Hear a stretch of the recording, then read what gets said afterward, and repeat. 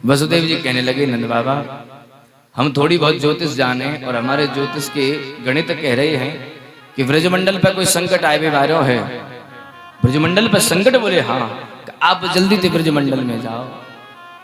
नंद बाबा विचार करने लगे, बोले हमारा तो लाला भाई बहुत छोटा है और कौन सो कैसो का संकट आए व्यवहारों है। नंद बाबा ने वहां तो पूरे वेग से चलना प्रारंभ कर दियो। सुखदेव जी कह रहे हैं, परीक्षित जब तक नंद बाबा ब्रजमंडल में नए पहुंचे बातें पहले ही भगवान की मौसी जाको नाम है पूतना पहुंच गई। पूतना पहुंच गई। वैसे तो पूतना को बड़ा भयंकर रूप है, जो कोई देखे तो डर जाए। कंस ने पूछी तू जई रूप ते जाएगी? बोले ना महाराज। बोले तो चुटकी बजाई भेष बदल लियो, बड़ी सुंदरी के रूप में परिवर्तित है गई, सुंदरी बन गई। और जैसे ब्रजमंडल में गई है, जितने गोप ग्वाले बा को देखें तो सब देखते रह जाएं, इतनी सुंदर गोपी ये कहां से आ गई।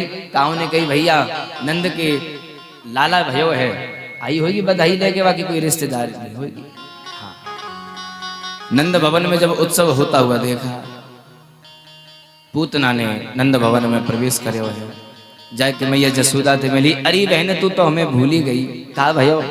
अरे हमने सुनी तो जब बुढ़ापे में छोरा भयो है और तैने तो हमें कोई सूचना तक नहीं दी है।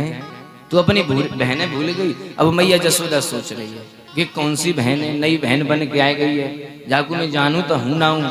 अब गई यूं कह रही है मैं जाकू भूल गई। अब मैं जाते यूं पूछ लूं तू है कौन सी बहन, और मुंह फुलाए के बैठ जाएगी।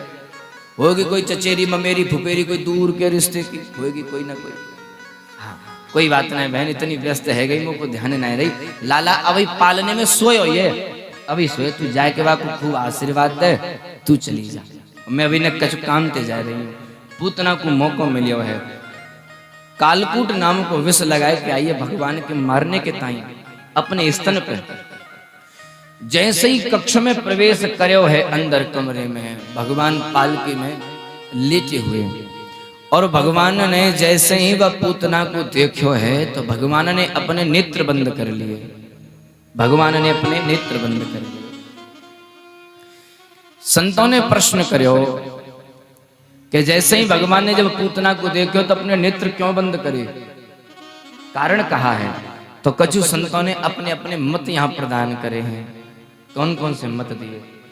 एक महात्मा जी कह रहे हैं कि भगवान आए धरती पर दुष्टों का संहार करने के ताई, अधर्म को संहार करने के ताई, राक्षसों को मारने के ताई। और जब कोई नया काम शुरू करो जाए तो कौन की पूजा होए, कौन को ध्यान करो जाए, कौन को ध्यान करो जाए है जी?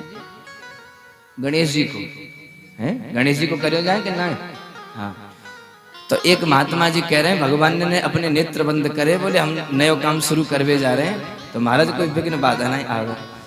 एक महात्मा जी ने दूसरों मत दियो, बोले भगवान विचार करने लगे, बोले हम ब्रजमंडल में आए माखन मिश्री खाने के ताई, और कि पूतना अपने स्तन पर विष लगाए के आई है हमें मारने के ताई, और हमारा काम है माखन मिश्री खाए को है, और विष पीवे को काम कौन को है? भोले बाबा को। तो नेत्र बंद करके भोले बाबा को बुला रहे, बोले आओ महाराज और अपना काम शुरू करो, हम तो केवल माखन मिश्री खाएंगे।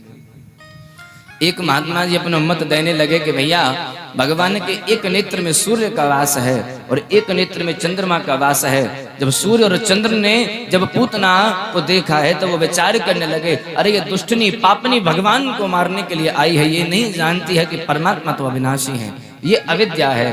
इसलिए सूर्य और चंद्र ने अपने नेत्र बंद कर लिए, और ऐसे दुष्टनी का तो मुंह भी देखना पसंद नहीं करते। एक संत कहते हैं कि भगवान है मायापति माधव, और ये जो पूतना है ना ये अविद्या है, ये माया है। देखिए भगवान जब राम रूप में अवतरित होकर के आए तब भगवान ने सबसे पहले एक ताड़का का उद्धार किया, ताड़का का वध किया। और जब भगवान कृष्ण रूप में अवतरित होकर के आए तब भी भगवान ने एक दुष्टनी का वध किया है जिसका नाम है पूतना। ये पूतना है कौन? बोले ये पूतना और ये ताड़का ये कोई और नहीं, ये अविद्या का रूप है। और जब आप आगे बढ़ो तो सबसे पहले अविद्या से मुक्त हो जाओ, क्योंकि जब तक तुम अविद्या से मुक्त नहीं होगे तो माया में बंधे रहोगे।